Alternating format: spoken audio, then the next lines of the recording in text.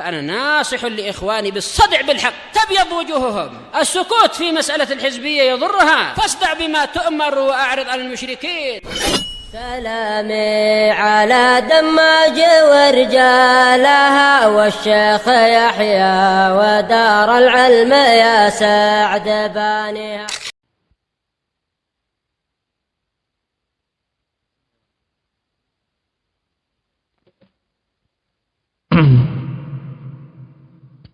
الحمد لله حمدا كثيرا طيبا مباركا فيه كما يحب ربنا ويرضى. أشهد أن لا إله إلا الله وحده لا شريك له وأشهد أن محمدا عبده ورسوله صلى الله عليه وعلى آله وأصحابه ومن تبعهم بإحسان إلى يوم الدين. أما بعد. Indak ya Hindi.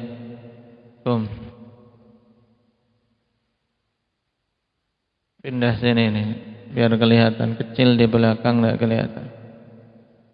Pengen di belakang berubah besar dulu. Angkat mejanya.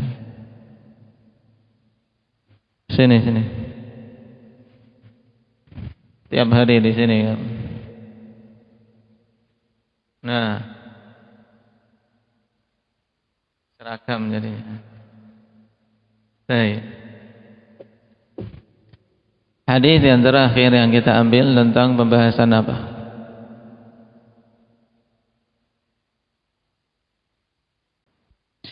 Baik, man hafizal hadis falyaqra.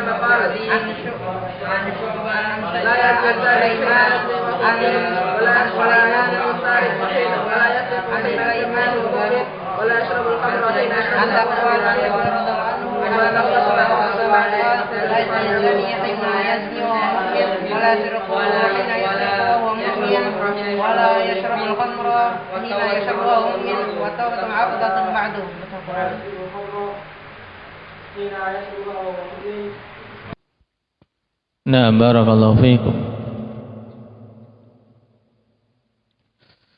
Kita masuk pada bab yang baru. Qala al-Imam an-Nawawi rahimahullah, babu bayani khisalil munafiq. Bab penjelasan sifat-sifat kemunafikan atau sifat-sifat orang munafik.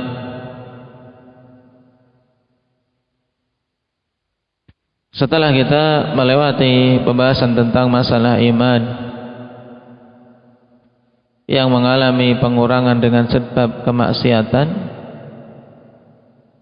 maka disusulkan setelahnya hadis terkait perkara lain yang juga bertentangan dengan keimanan, yaitu an-nifaq.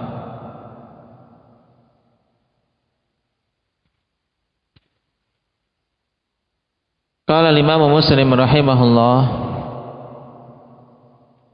haddatsana Abu Bakar ibn Abi Syaibah qala haddatsana Abdullah ibn Numair al-Hamdani al-Kufi wa haddatsana ibn Numair qala haddatsana Abi qala haddatsana al-A'mash berpindah sanad lagi, wa haddatsani Zubair ibnu Harb, wa haddatsani Zuhair ibnu Harb qala haddatsana Waqi', qala haddatsana Sufyan, yang dimaksud yaitu Ats-Tsauri. Anil A'mash an Abdullah bin Murrah an Masruq. Para perawi yang kita lewati dari ikhwan telah berlalu penyebutannya pada sanad-sanad yang telah lewat. Kemudian di antara yang baru yaitu Abdullah bin Murrah Al-Hamdani Al-Kufi thiqah. Naam.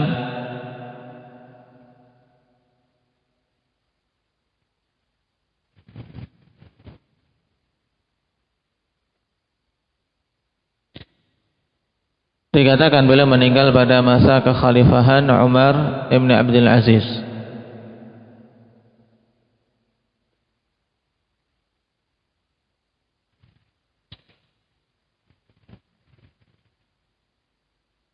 Masuk dalam deretan tabi'in, meriwayatkan dari Abdullah bin Umar, demikian pula Al-Bara' bin Azib.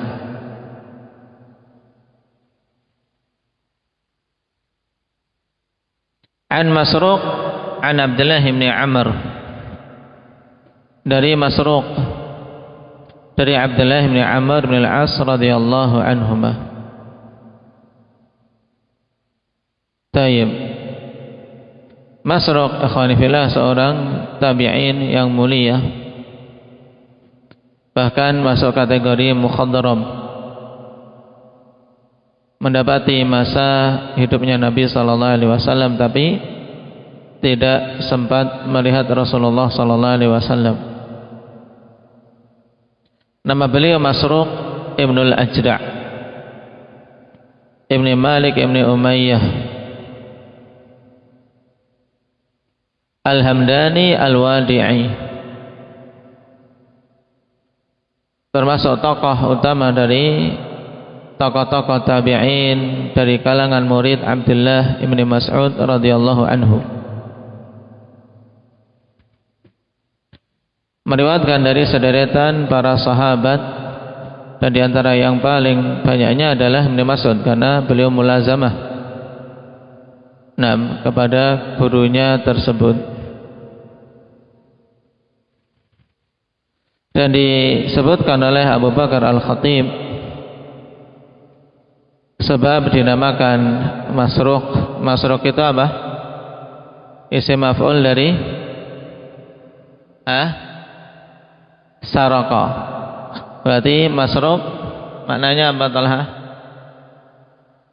Kalau sariq pencuri, kalau Masruq yang dicuri.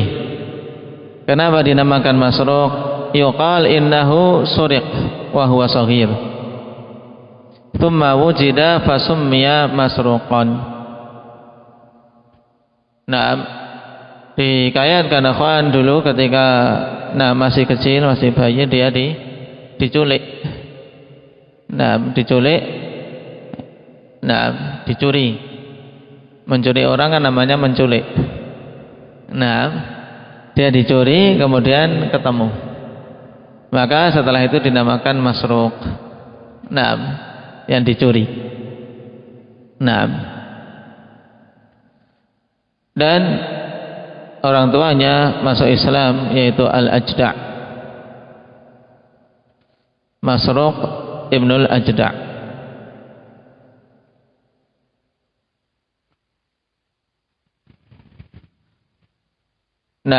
Dan disebutkan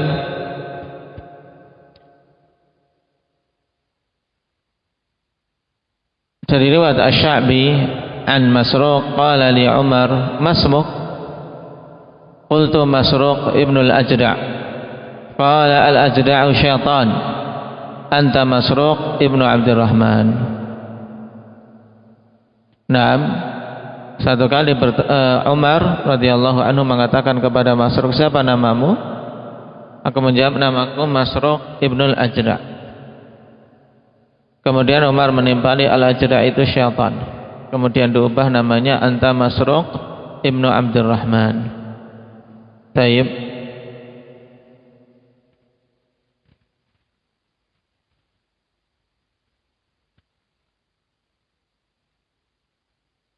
Seorang thiqah, juga faqih dan ahli ibadah.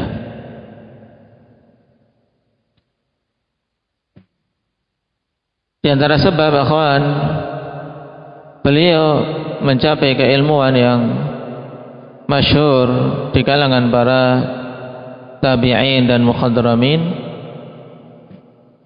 yang masuk Islam di masa Nabi sallallahu alaihi wasallam tapi tidak mendapatkan rezeki untuk bertemu dengan Rasulullah sallallahu alaihi wasallam.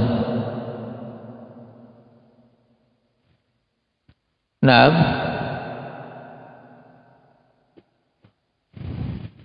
makanya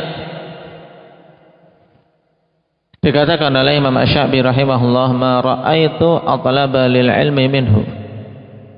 Aku tidak melihat orang yang lebih semangat dalam menuntut ilmu daripada dia. Ini diantara sebab untuk seorang meraih ilmu butuh bersusah-susah kawan untuk bisa mendapatkannya. Nah, tapi mencari ilmu syar'i, nah, sedikit pun tidak ada waktu yang rugi. Nah, kenapa? Karena yang dia pelajari antara ayat Al-Quran atau perkataan Nabi sallallahu alaihi wasallam atau hal-hal yang terkait dengan keduanya. Sehingga seandainya umur habis untuk itu pun semuanya bernilai jihad, bernilai ibadah. Nah, dan seorang dikenal semangat dalam menuntut ilmu itu dikenal di atas kebaikan.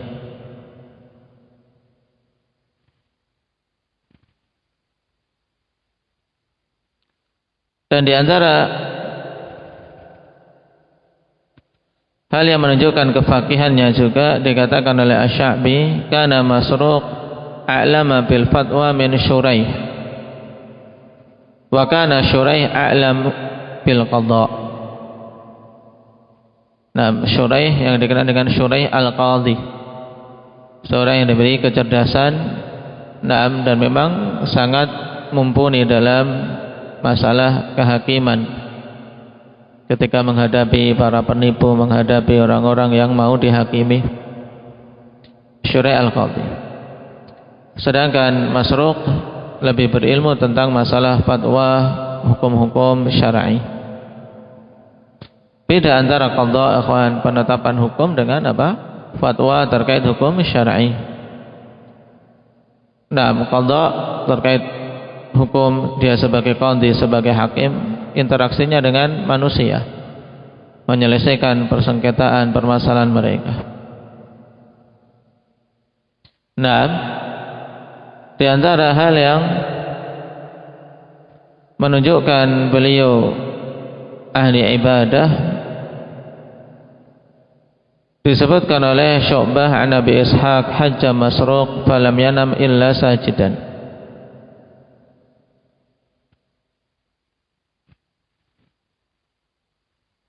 Masruq melakukan haji dan tidak tidur kecuali dalam kondisi sujud. Ini menunjukkan semangat yang luar biasa dalam ibadah. Tidak ingin waktu-waktu yang mulia tersebut berlalu, nah, dengan apa? Dengan tidur terlalu lelap. Wa kana yusalli hatta tawarrama qadamah. Dan adalah beliau dulu salat sampai bengkak kedua kakinya. Di antara hal yang dihikayatkan tentang Masruq terkait ibadah beliau, nah, sampai-sampai istrinya mengisahkan itu. Nah, an imra'ati Masruq qalat kana Masruq yusalli hatta tawarrama qadamah farubbama jalastu abki mimma arahu yasna'u bi nafsihi. Sampai istrinya saja kasihan, sampai terkadang aku duduk menangis melihat apa yang aku lihat apa yang beliau perbuat terhadap diri sendiri, dalam artian mengerahkan upaya yang luar biasa dalam ibadah.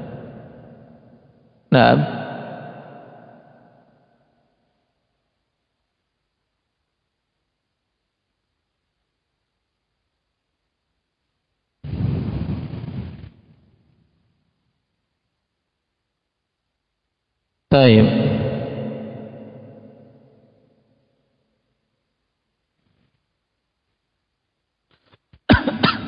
Adapun Abdullah bin Amr bin Al-As, sahabi hadis ini,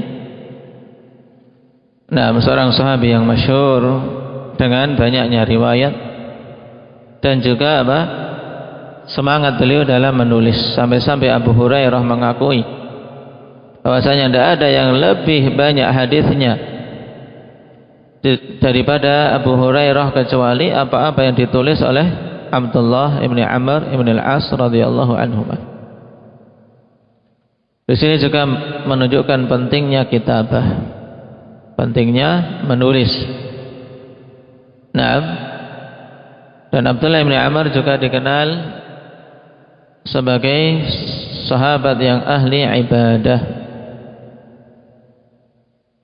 Dan biasa seorang memiliki semangat dalam ilmu, ketika dia diberi taufik akan terkumpul padanya semangat untuk ibadah. Karena ilmu itulah yang mendorong untuk semakin memperdekat diri dengan Allah. Maka kapan saja dua perkara ini kok seiring pada seorang penuntut ilmu, maka alamat kebaikan.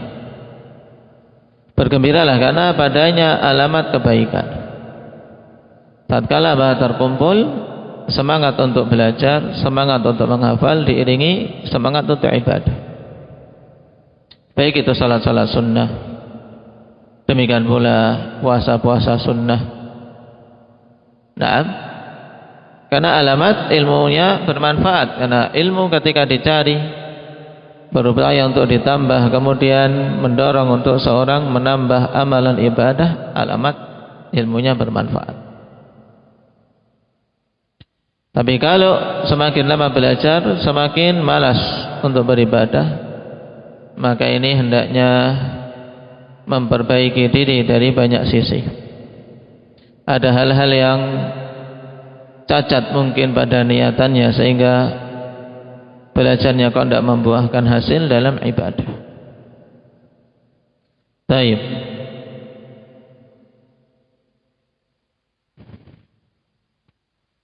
Dan Abdullah bin Amr bin Al-As, putra dari seorang sahabat yang mulia juga, yaitu Amr ibn Al-As.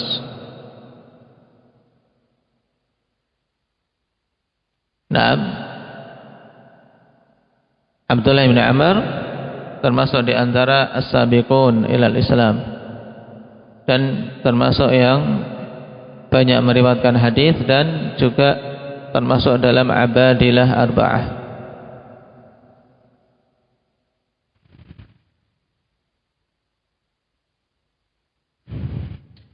Dan di antara hal yang unik antara beliau dengan ayahnya, selisih beliau dengan ayahnya tahunnya sangat singkat. Dikatakan dalam biografinya, laisa baina wiladati abihi wa wiladatihi illa 11 aman. Enggak ada jarak antara lahirnya ayah beliau dengan kelahiran Abdullah bin Amr al-As kecuali 11 tahun. Selisih dia dengan ayahnya cuma 11 tahun. Jadi ayahnya umur 11 tahun sudah punya anak Abdullah bin Amr al-As. 11 tahun siapa 11 tahun? Hindi. Kayak seumuran Hindi ya, sudah punya anak. Tapi zaman dulu para sahabat, Allah berikan barakah padanya.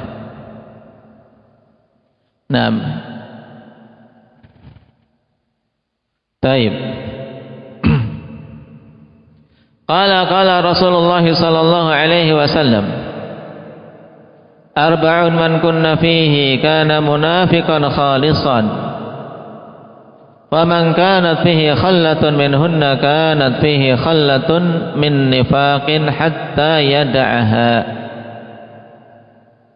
Idza haddatha kadzaba wa idza 'ahada ghadara wa idza wa'ada akhlaf wa idza khasama fajar.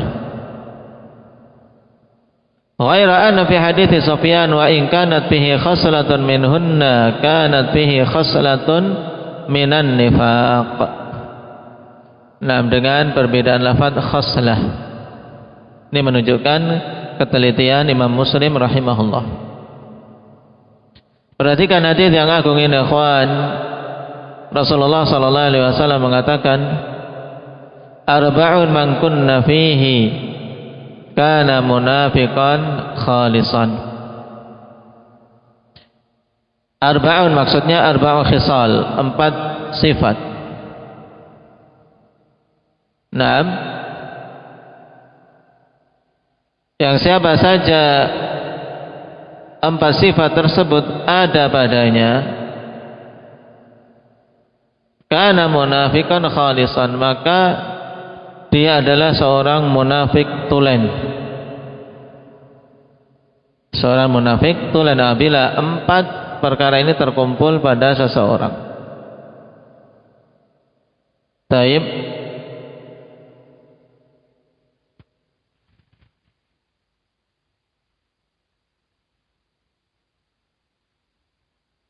Dan yang dimaksud dengan nifak yang disebutkan ini, ikhwan, an-nifak al-amali. Nah, bukan nifak i'tiqadi.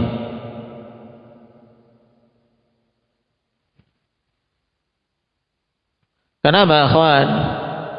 Karena ketika betul-betul terkumpul 4 perkara ini, tidaklah seorang dikatakan dia kafir. Adapun nifak i'tiqadi atau nifak imani, maka jelas pelakunya adalah seorang kafir. Maka hadis ini, ikhwan, yang dimaksud dengan 4 perkara kemudian dikatakan munafiqan khalisan, munafik tulen, dari siapa? Munafik tulen dengan nifak amali. Terkumpul padanya 6 sifat-sifat atau perbuatan-perbuatan nifak.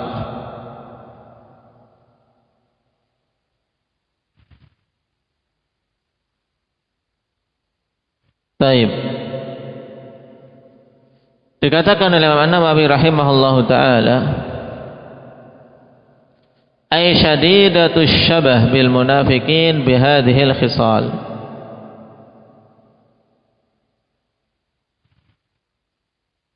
Yaitu memiliki kesamaan yang sangat kuat dengan orang-orang munafik, nifak i'tiqadi, dengan sifat-sifat ini, yaitu sifat yang nampak. Tinggal satu perkara membedakan dari sisi keyakinan. Kalau orang yang memiliki nifak i'tiqadi, dia memang apa? Menyembunyikan kekufuran di dalam kalbunya.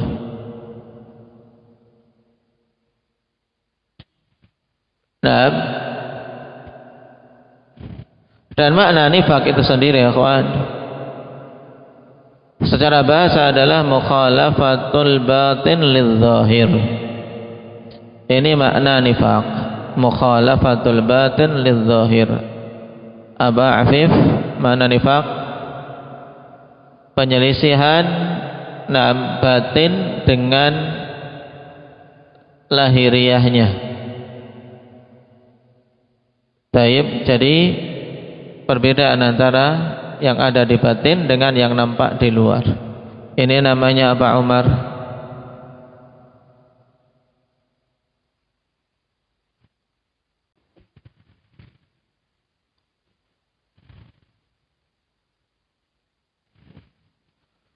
Kemudian, ikhwan, dari makna bahasa ini, apabila penyelisihan batin dengan zahir itu pada keyakinan dan iman, maka dia nifak i'tiqadi, kufur. Adapun penyelisihan zahir dengan batin pada amalan, ikhwan, dia mengatakan iya padahal tidak, berdusta berarti, maka nifak amal.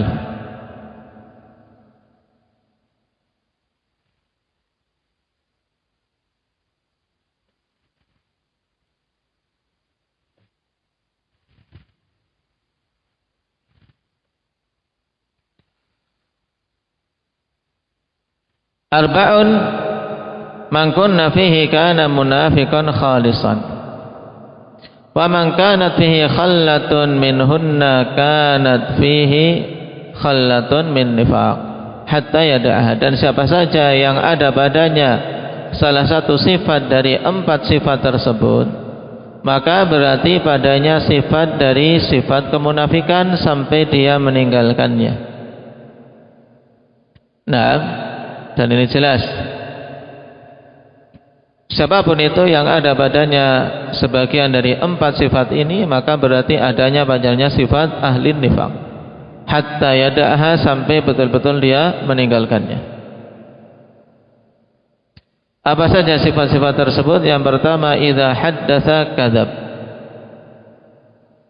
Nah, apabila dia berbicara kadzab, dia berdusta.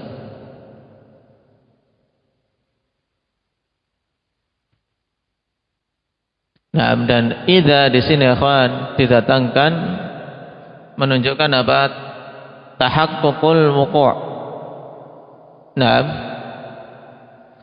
menunjukkan bahwasanya itu memang kebiasaan orang-orang munafik, ikhwan. Didatangkan dengan idza haddatsa kadzab, menunjukkan betul-betul terjadinya jika dia berucap berdusta. Nah, dan kedustaan di dalam perkataan, ikhwan, merupakan dosa yang datang peringatan sangat banyak di dalam syariat kita. Di antaranya hadis yang masyhur yang antum semua kebanyakannya sudah menghafalnya. Apa itu? Peringatan dari dusta indak raihan. Hadis yang memperingatkan dari dusta dalam Arba'in An-Nawawiyah. Taib, man kana yu'minu billahi wal yaumil akhir falyakul khairan aw liyasmut. Karena dusta itu bukan qaul khair. Siapa saja beriman pada Allah dan hari akhir, berkatalah yang baik atau diam. Karena apa? Karena kedustaan bukan perkataan baik. Taib, adapun yang sharih, tegas,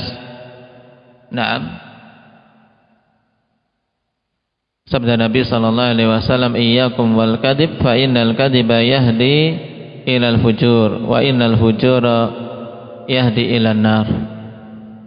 Wa la yazalu ar-rajulu yakdhibu wa yataharra al-kadhib hatta yuktaba 'indallahi kadzdzaba. Jauhilah oleh kalian kedustaan, karena kedustaan itu akan mengantarkan kepada fujur, perbuatan kefajiran, dan kefajiran mengantarkan ke dalam neraka. Dan terus menerus seorang berdusta sampai ditulis di sisi Allah pendusta. Nah, makanya kedustaan sangat dibenci di dalam Islam. Nah, dia akan mengantarkan pada keburukan yang banyak, menjadikan hidup seorang tidak tenang. Apa itu yang menjadikan tidak tenang? Apa, Imar?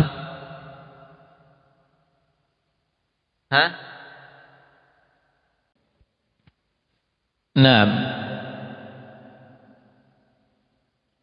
berdusta menimbulkan ketidaktenangan, sebagaimana dalam hadis cucu Nabi sallallahu alaihi wasallam Al-Hasan ibn Ali radhiyallahu anhuma, da'ma yaribuka ila ma la yaribuk.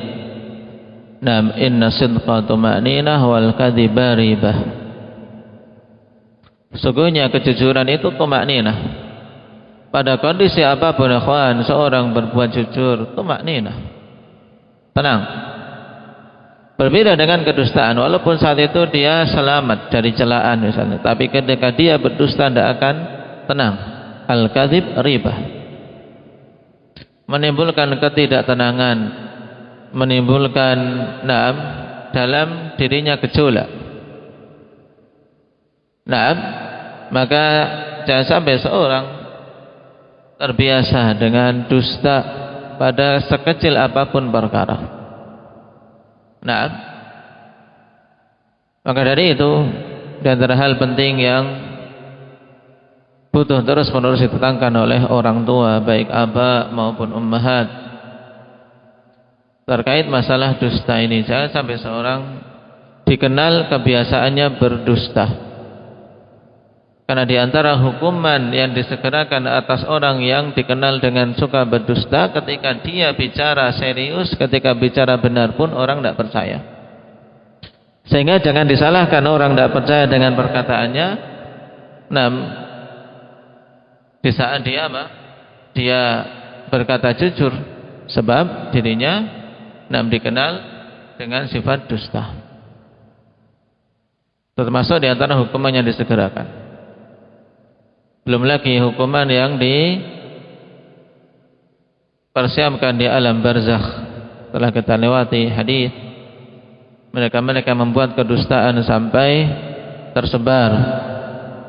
Nabi SAW diperlihatkan seorang laki-laki yang disobek mulutnya, dari mulut sampai ke tengkuk, sobek mulutnya, terus sampai tegaknya hari kiamat. Demikian.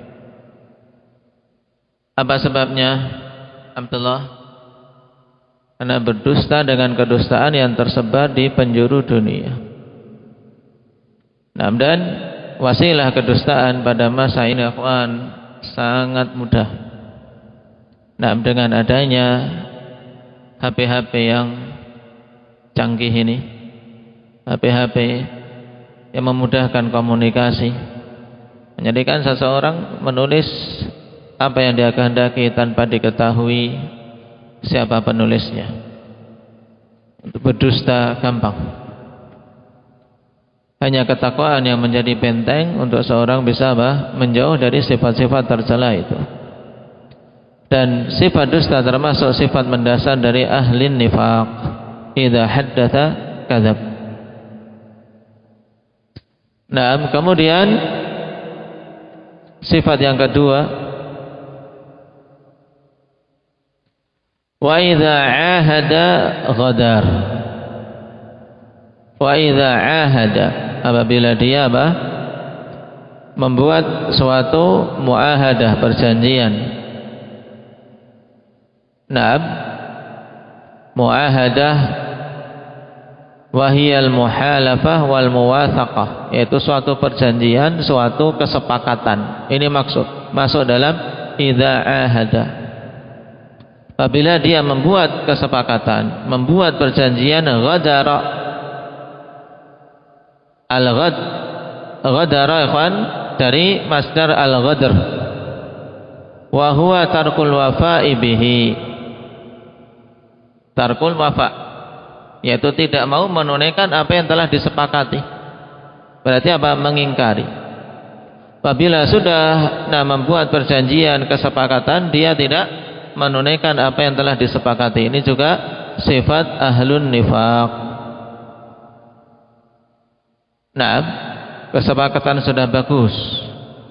Nah, dibuat, kemudian dia menyelisihinya. Nah, maka di sini juga diingat antum para talabatul ilm, terkhususnya di sini. Nah, kita sudah ada kesepakatan. Nah, punya kesepakatan. Setiap yang mau datang saya, syaratnya cuma ikuti tata tertib. Nah, orang tua kalian ketika minta izin, sudah saya sadari, taib susunan tata tertibnya untuk dibaca. Kalau siap, untuk apa? Untuk memenuhinya, tafadhol, ahlan wa sahlan. Kalau tidak siap, taib, berarti cari tempat lain. Itu termasuk muahadah. Yang seperti itu termasuk dalam muahadah, sesuatu yang disepakati. Maka jangan biasakan untuk menyelisih sesuatu yang telah disepakati. Wa idza ahada ghadar, jangan sampai seperti itu. Antum sepakat, sudah setuju, sudah dibaca, menyatakan ya insyaallah, tunaikan. Ini sifat para rijal, ya, sifat orang-orang yang bertanggung jawab. Nah, wa idza wa'ada akhlaf. Kemudian sifat yang ketiga, apabila dia berjanji dia mengingkari. Nah,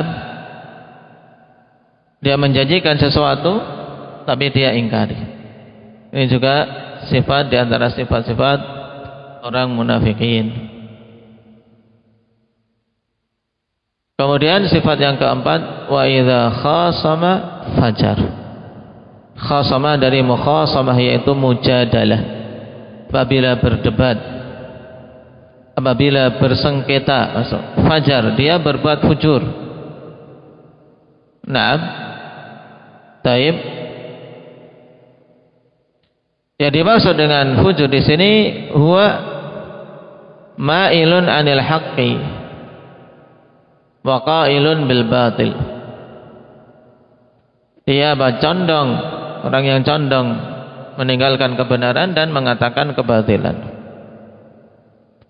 Berarti makna mudahnya wa idza khasama fajar, apabila dia berdebat atau bersengketa, fajar, dia berbuat berbuat curang, berbuat culas, tidak mau menetapkannya dengan benar, tapi mengarah kepada kebatilannya. Karena mana fajara ay mala 'anil haq, berpaling dari kebenaran.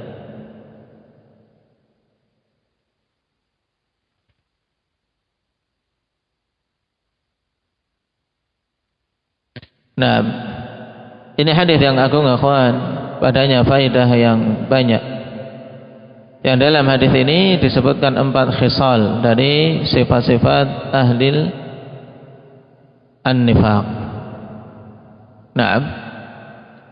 Maka jelas faedah pertama penjelasan tentang sifat orang munafikin, di antaranya 4 hal ini.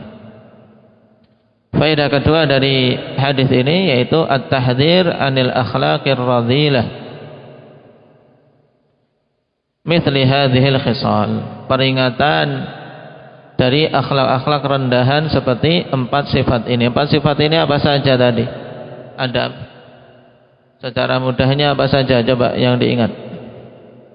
4 sifat yang kalau ada pada seseorang secara sempurna maka dia munafik tulen. Dia berbicara dusta. Yang kedua, jika membuat kesepakatan dia tidak menunaikannya. Yang ketiga, apabila dia berjanji dia mengingkari janji yang telah dibuat, janji yang telah dia ucapkan. Yang keempat,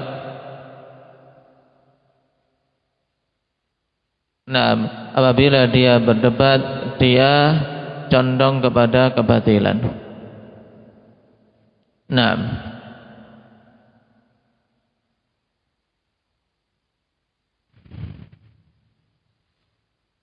Kemudian ada faedah dari perkataan Imam Al-Qurtubi rahimahullah. Kata beliau, la syakka fi anna lil munafiqin khisalan ukhar madmumah. Jadi sifat munafik bukan 4 ini, ta'akhwan. Kata beliau tidak syak bahwasanya pada orang-orang munafikin itu ada sifat-sifat lain yang tercela. Jadi 4 ini diantara 4 hal yang sangat nampak pada mereka. Ya, semuanya menunjukkan ketidaksamaan batin dengan zahirnya. Ngomong dusta. Apa yang terlontar dari mulutnya berbeda dengan hakikat perkaranya. Ini dusta. Ketika janji juga ingkari. Yang dijanjikan tidak sama dengan apa yang dia melakukan. Ketika menyepakati suatu hal, dia juga tidak tunaikan. Nah, dan di sana ada sifat-sifat yang lain, kama wasafahumullahu taala haitsu qala wa idza qamu ila salati qamu kusala yura'una an-nas wa la yadhkuruna Allah illa qalila. Di antaranya sifat yang disebutkan dalam ayat ini juga, kalau mereka berdiri untuk salat, berdiri malas-malasan. Maka ini penting, kawan. Kalau ada diri kita malas dalam salat, segera banyak-banyak istighfar, minta perlindungan agar dilindungi dari nifak. Na'udzubillahi minan nifaq. Na'am, a'udzubillahi minan nifaq. Banyak-banyak minta perlindungan. Meminta perlindungan kepadamu ya Allah dari kemunafikan. Karena di antara sifat ahli nifak juga sifat malas. Idza qamu ila shalah qamu kusal. Kalau mereka mau berdiri salat, mereka berdiri dengan keadaan malas. Kemudian yura'unan nas, berbuat riya, inginnya dilihat manusia. Wala yadhkurunallaha illa qalila, tidak berzikir pada Allah kecuali sedikit. Nah, terus kenapa dikhususkan tempat ini? Kata Imam Al-Qurtubi, innama khussat tilkal khisal bidzikri li'annaha azharu alaihim min ghairiha inda mukhalatatihim lil muslimin. Ini faedah bagus. Nas dari Imam Al-Qurtubi. Nah, di antara hikmah kenapa disebutkan dari sekian banyak sifat orang-orang munafik, yang sifat mereka banyak, kawan. Di antara karangan yang bagus yang mengumpulkan sifat-sifat munafikin, karangan Syekhuna Jamil Al-Sulwi hafizahullah ta'ala, Sifatul Munafiqin, baik yang ada dalam Al-Quran maupun As-Sunnah. Cuman dalam hadis ini dikhususkan 4 itu. Kenapa? Li'annaha azharu alaihi min ghairiha inda mukhalatatihim lil muslimin. Karena itu lebih nampak daripada sifat-sifat yang lain yang ada pada mereka ketika mereka berinteraksi dengan kaum muslimin. Nampak ketika interaksi dengan kaum muslimin, nampak sekali. Kalau ngomong bohong, kalau janji ingkar, kalau membuat kesepakatan tidak dipenuhi, kalau sedang berdebat berbuat curang, tidak mengarah pada kebenaran. Taib. Juga auli annaha allati yadurruna bihal muslimin.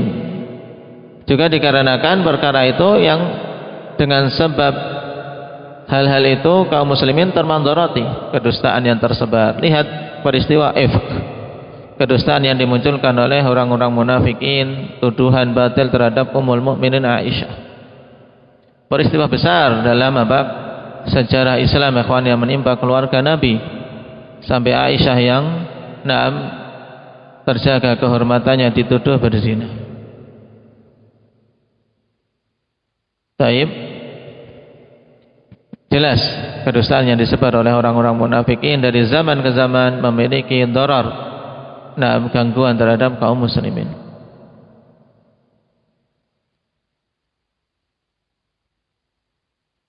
Faedah berikutnya, akhwan, bahwasanya 4 ini kalau didapati pada orang yang beriman, maka berarti ada padanya nifak amali, ada padanya amalan kemunafikan, bukan nifak i'tiqadi yang mengeluarkan dari Islam. Karena kemunafikan ada 2 jenis, nifak amali yang pelakunya dihukumi pelaku maksiat atau fasik.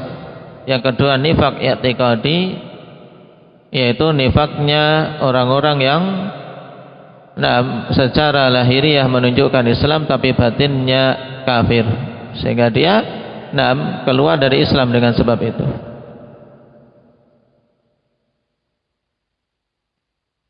Taib.